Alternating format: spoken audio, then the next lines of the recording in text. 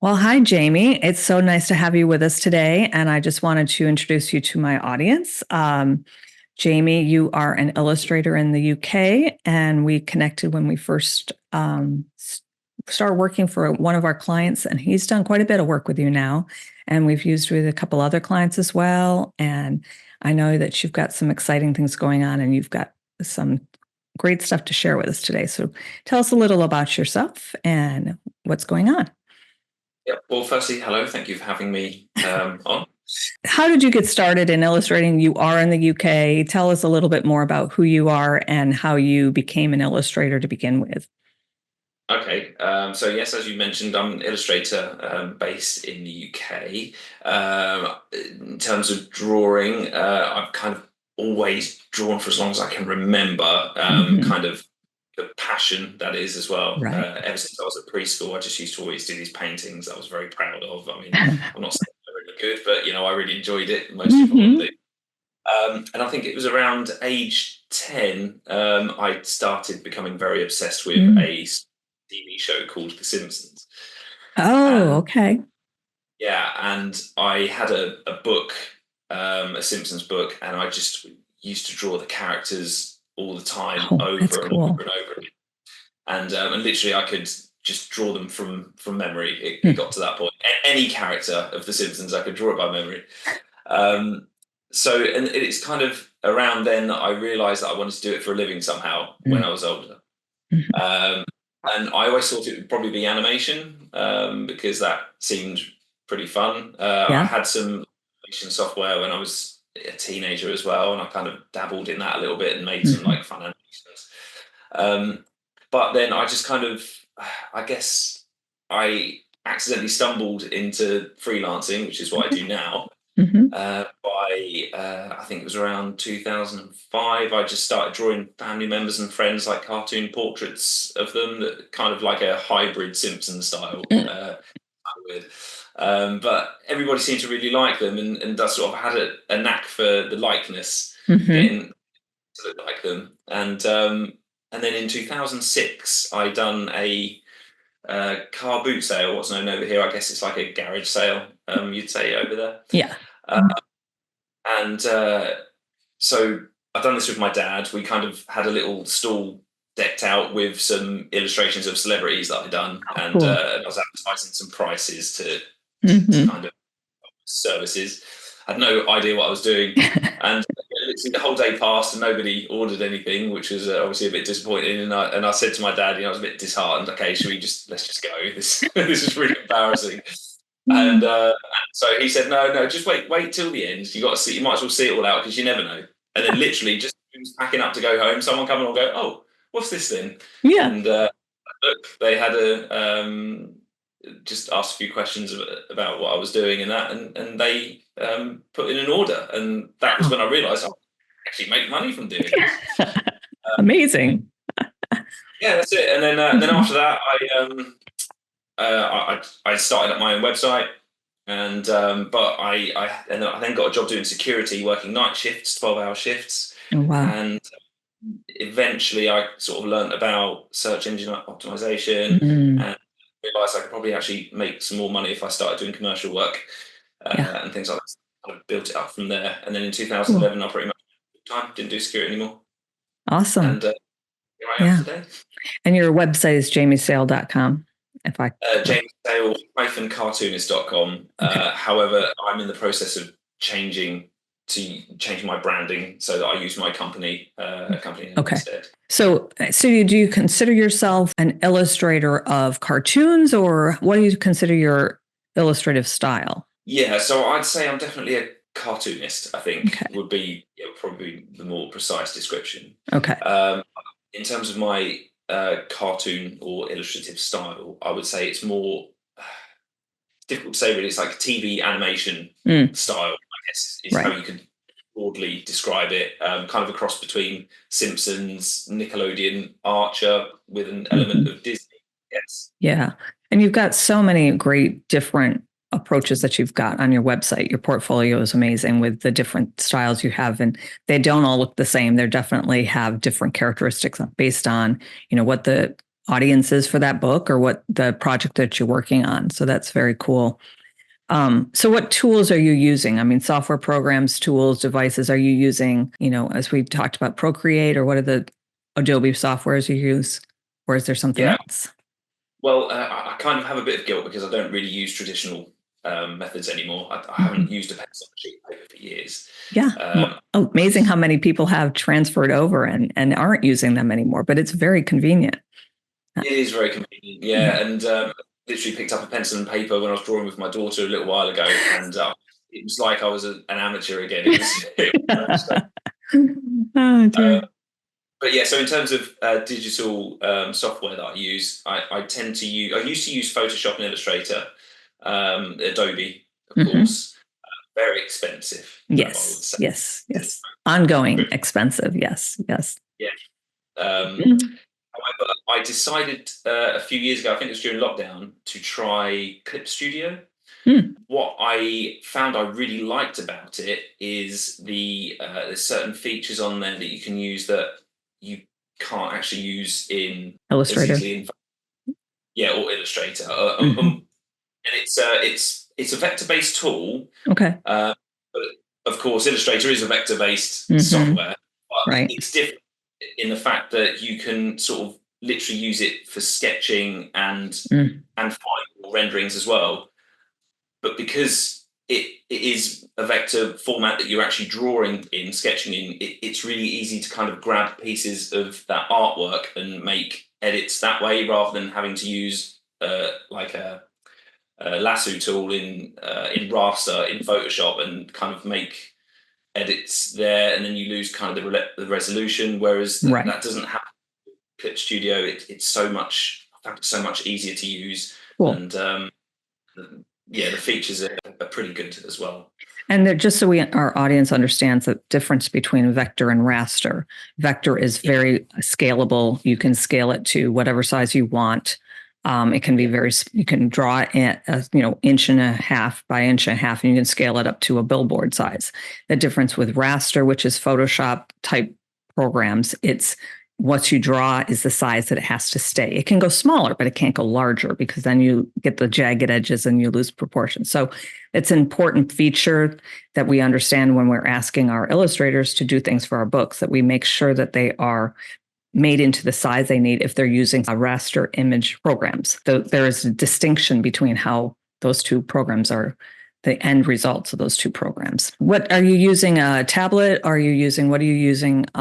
You're not using your mouse, I'm assuming, to draw with. No, not for. No, I use a Wacom Cintiq. Okay.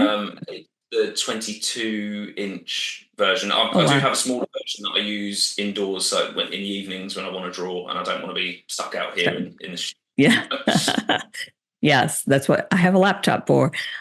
Same reason. So the tablet allows you to draw with a pencil, and do you have different tips and things that you use with it, or is it does it change on its own? No, so this is the pen I use. Okay, cool. It has the one tip. There was a time that they had changeable tips, and it was like, does that work still or not?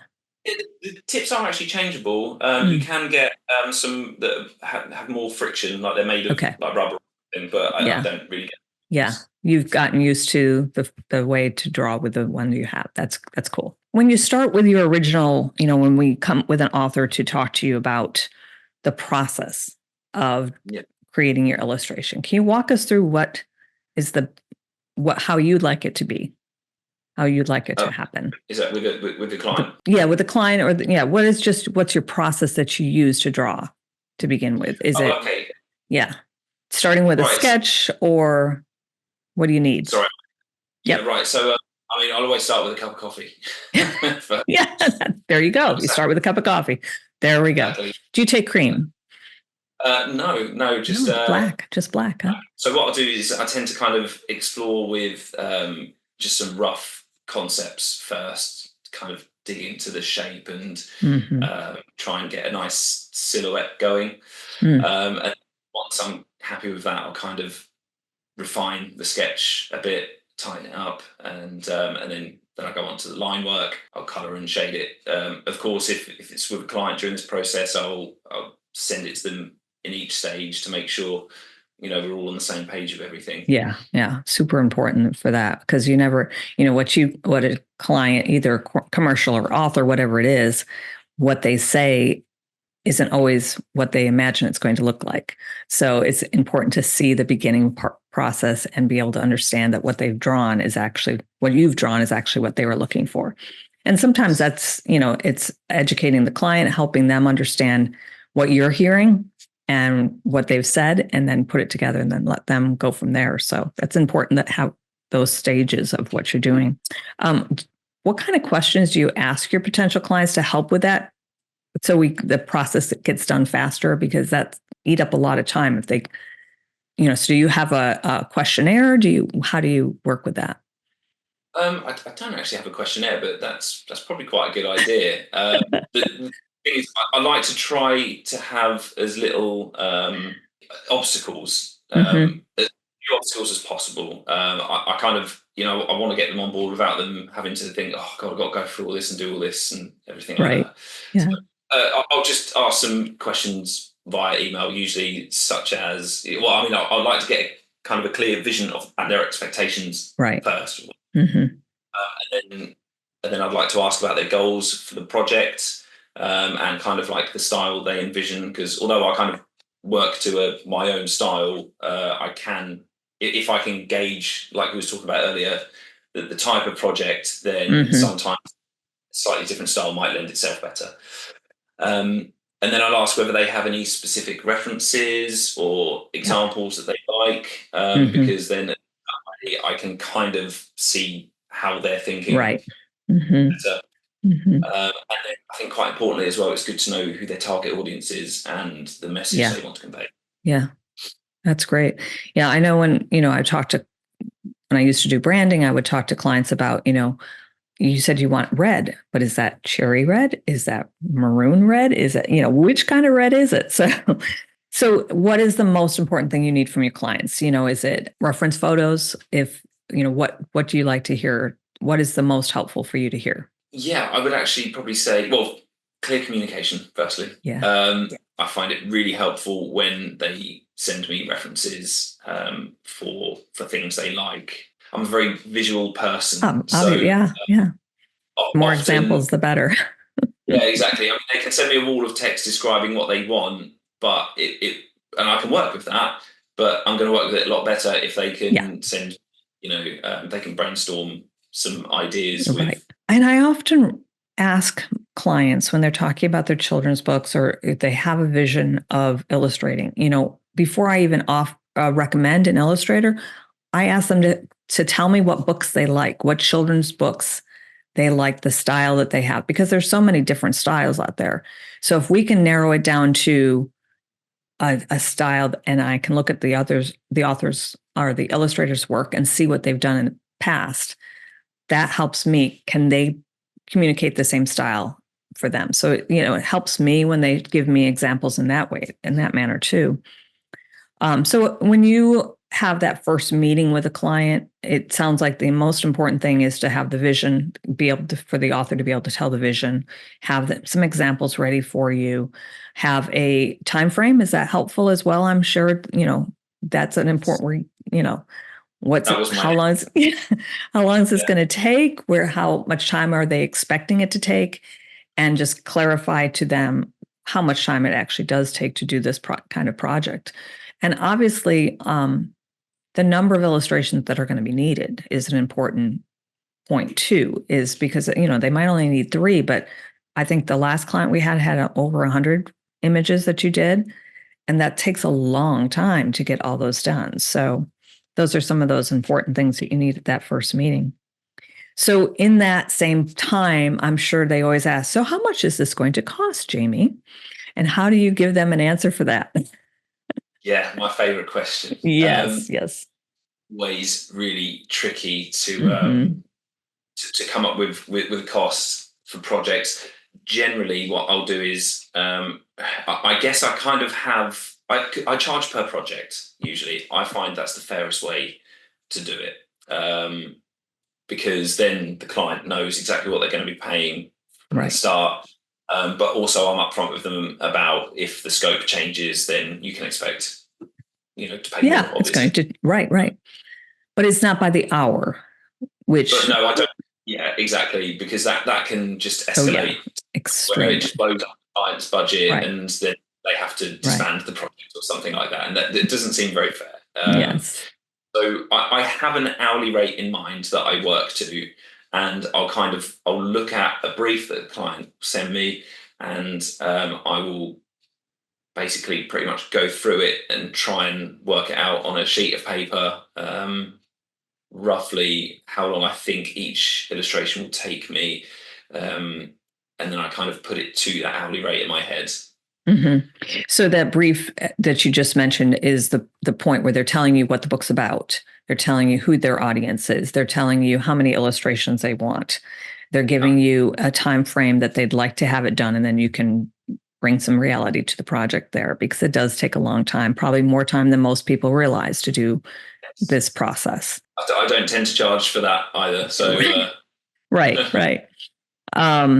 So to help an author stay on budget, what would be the best thing you can tell them to? Do you have any suggestions for the authors to, or commercial client in that matter? As far as what is it that helps you the most? And we've kind of covered that a little bit, but is there any other secrets you can tell us that would help them stay in budget? Yes, potentially. I mean, sometimes I might ask a client what their budget is for the projects, if they've got a specific budget in mind. Sometimes they'll just tell me up front anyway, look, I've got this amount and I want to achieve this.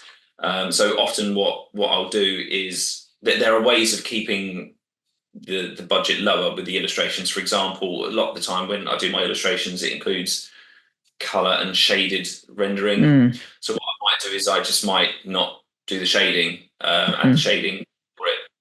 And that obviously takes a bit of time off. So save some money there potentially. Yeah. Black and white, where they might have wanted color, but I could say, well, actually, to stick within your budget, you might black and white illustration work just as well. Yeah, right.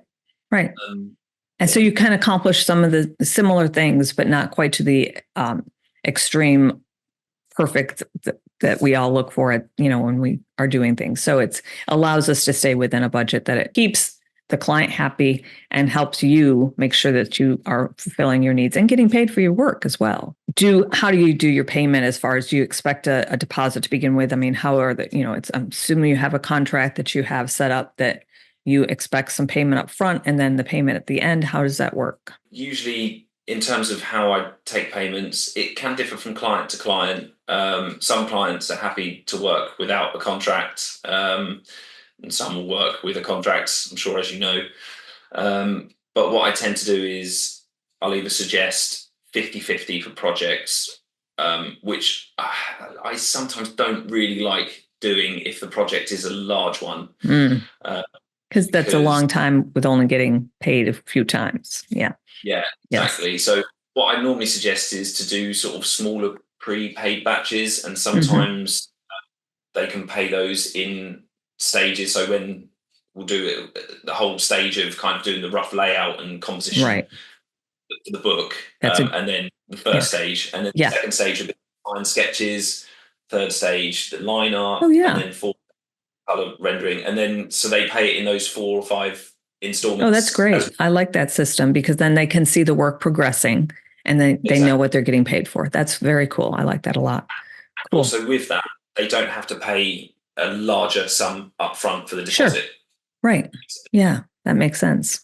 Helps you as you're budgeting your own payments too. So let's talk about the time it takes. Okay. As I said, we did the last project you and I worked on together. It was probably 9 months getting the work done, but it was a very large first piece that you're creating the characters with, and building out the whole character style for this particular book.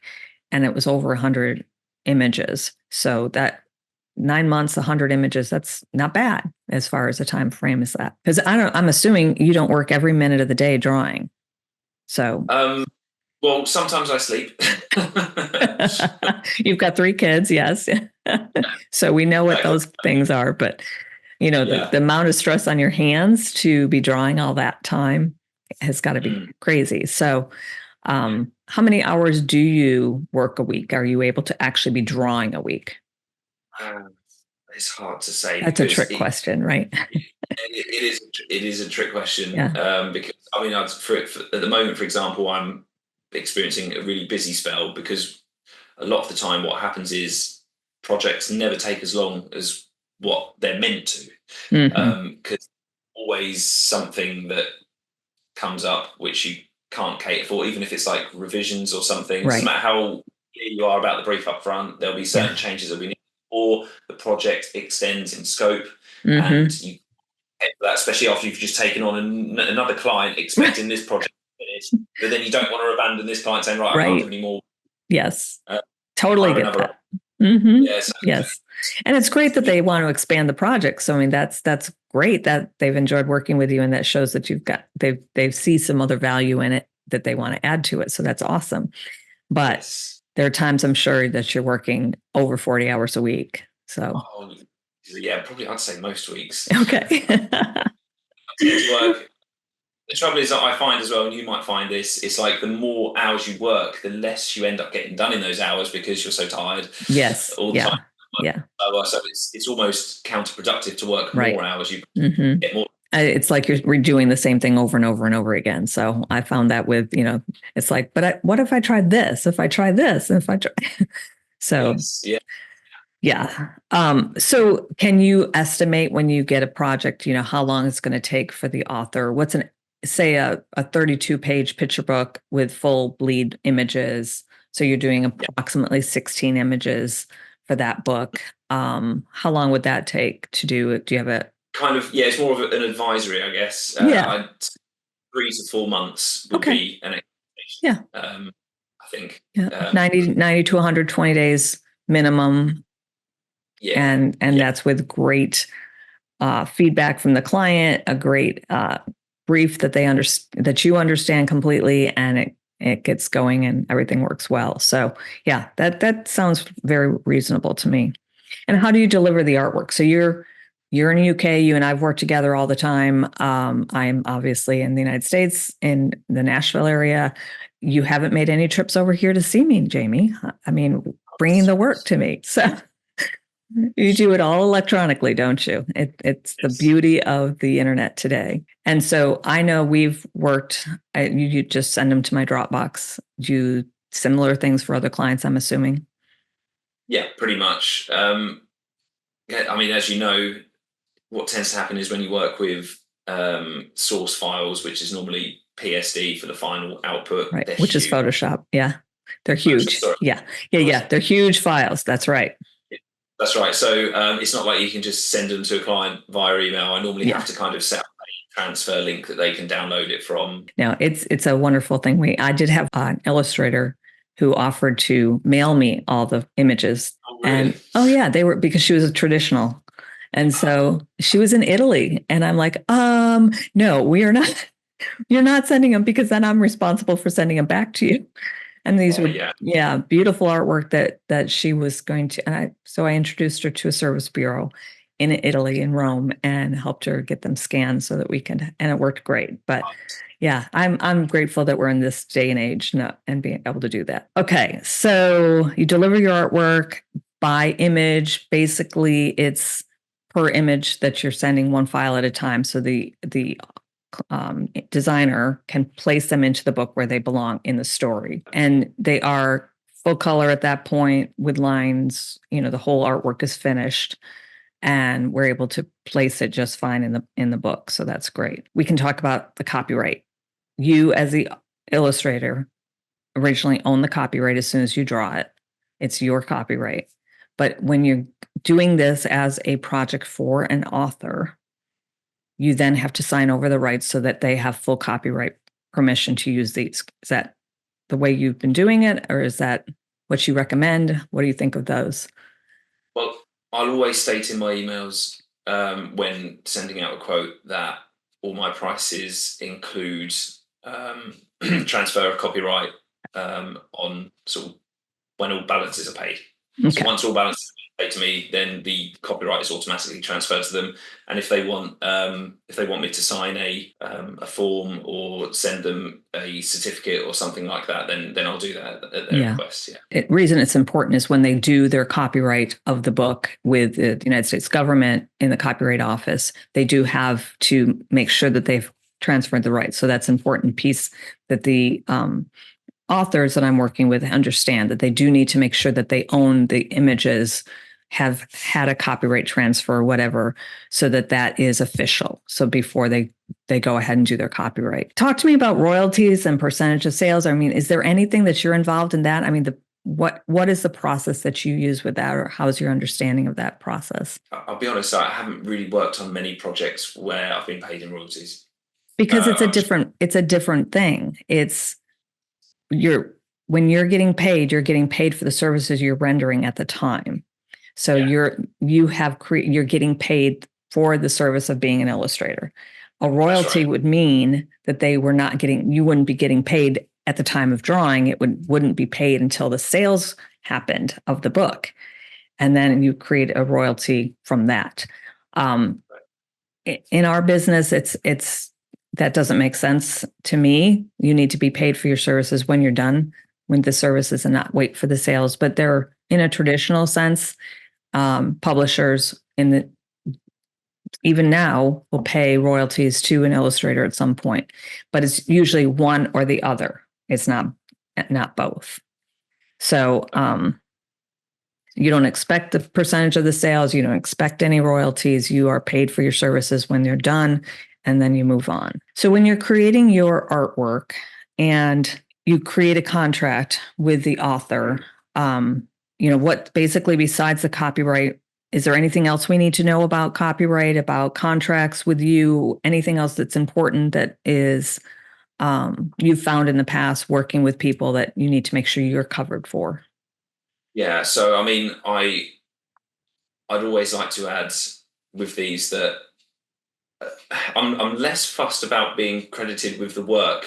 I mean, of course, I would expect to be credited with the illustrations, but I'm more fussed about being able to display the artworks in my portfolio without any problem. Yes. Yes. So I'd always kind of state that there are certain exceptions where I've worked on projects before where obviously they're waiting for a release date before sort of so what I'll do is I'll wait until the book is released or the project's public, and then I'll use the and to me, that's just another way to advertise the book for the author and the work, the whole thing. It's a great SEO value, if nothing else, because I will put your name it's on the cover of the book, it's on the interior of the book, it's in the copyrights and the metadata, as well as on my portfolio on my website, so that you're getting credit as well. And then I link you to that. So it's all about SEO links and everything else. And it's a very valuable thing that you can display the work that you've done and show the world that you've worked with this author, that author, commercial project, or whatever. So that's why it's so valuable to us to be able to do that. And I have that in my contract as well when I'm working with an author, that I have rights to show this on my portfolio at any time. Anything else that you can think of that's another piece that's important? Well, I think it's always good, but not necessary, to request testimonials and things like that. I was going to mention that too. It's always great to hear the communication that happens, and getting a review is super valuable. And, the author should understand that if she's looking or he's looking for the reviews on Amazon or whatever other distributor out there. So, do you have a Google review form that you offer? Do you have do you get that on, do you have a system for that? I do. So what I tend to do is I use Google reviews, and then I will send them out to my clients normally once project's done. Yeah. However, I must admit I had a bit of frustration with the Google reviews, because there'd be often times I would send the link to the client to review, and they'll submit the review, but then it won't, for some reason, I don't know why, it won't display. And I don't know whether it's because I got quite a volume of reviews at once at a certain point. And I think there was one particular week where I had about 10 or 12 reviews. Oh, wow. They encourage you to send the link to clients to ask. Right. But then they were on there one day and then they just kind of were taken off. The next, and I had no explanation as to why. So, yes. So the lesson learned, because we learned this with my husband too. My husband has a woodworking business, and one day we noticed that half of his reviews were gone. I think all of them were gone. We ended up getting 4 or 5 back, but that was it. And so the lesson learned is ask for the review separate from Google and have them do it to submit it to Google. So you have copies of both. I mean, we lost valuable reviews that, the client's not going to rewrite it. It was paragraphs full. And it was so demoralizing. Yes. It was like, wow, what happened? And there was no notice. They were just gone. So it was probably a month or 6 weeks before we realized they were gone. And that's so much, especially for, solopreneurs trying to do work. And we have to have somebody tell us, to convince our clients that we're going to do good work for them. They want that review. Do you use something else instead of Google now? I just ask for it as a written testimonial that I put on my portfolio. So I put it with the art, with the books that we've done. We put it on there, and then I just ask them to please submit it to Google as well, because otherwise, we don't have that information, and it's lost. And it's such an important piece. So that's what we've been trying to do at this point. I sometimes ask them to do a LinkedIn. If it's a business book or something that we're working on, that helps that, recommendations. And you can copy and paste everything from Google or from LinkedIn anyways. So, if you have them, and anybody who has Google reviews should do that. You can download them. And that's another safety measure that I've been trying to do, is to download them on a regular basis so we can get them back. How do you pull clients in to begin with? That you have a form on your website, don't you? I've tended to rely a lot on my presence on Google search for certain search terms relating to hiring illustrators. It's always good to speak to clients face to face. And I think sometimes, particularly if they're in a different country, they might see me being in the UK as a stumbling block, where it's really not at all, because I can always be quite flexible with my hours. So it can be slightly problematic when they're on the West Coast, because they're 4 8 hours behind. Right. That it can be difficult arranging a call, but I'll always make sure I've got time available if they want to speak to me. I mean, I think I've just figured out it's best to talk to you at certain, we've worked out a time that works for you and I to speak, that works for both of us. And once you figure that out, it's fine. I think we're 6 hours behind you or something like that. So here in the middle of the country. I've never seen it as an issue. So if someone wants to hire you, they can go to your website, they can submit a contact to you and tell you about their book and what they need, and you connect with them. Is that anything else that they need to do? Is there any? No, I don't think so. I mean, normally I'll get back to them within 24 hours. Occasionally it might be a little bit longer than that if I'm sort of working to a really tight deadline. Generally, they can expect to hear back from me within 24 hours, whatever projects they want to work on. That's awesome. So we've worked with two books that I know that we have right here is the Learn to Fish. This has been turned into a very large project because you're doing regular cartoons for them now, right? Yes, comic strips. Comic strips, yes. For they're in the Ohio area, and they have a newsletter that they put out and part of the newspaper as well. So that's been a cool opportunity for you. And then this is the latest book we've done, Calling All Neurons, that we did together, that this had a ton of illustrations. And look at that. So this was so much fun with the little characters.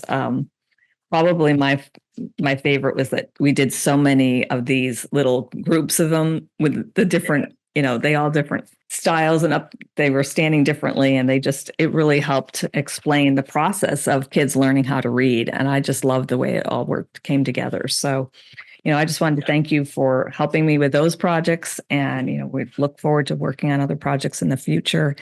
And, I'm really glad we made the connection.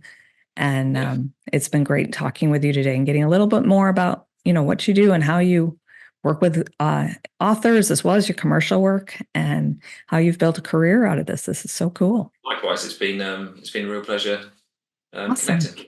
Very cool. All right. Well, thank you, Jaime. We will talk soon, and I can't wait till the next project we get to work on. Yes, that sounds great. Thank you very much. Thank you.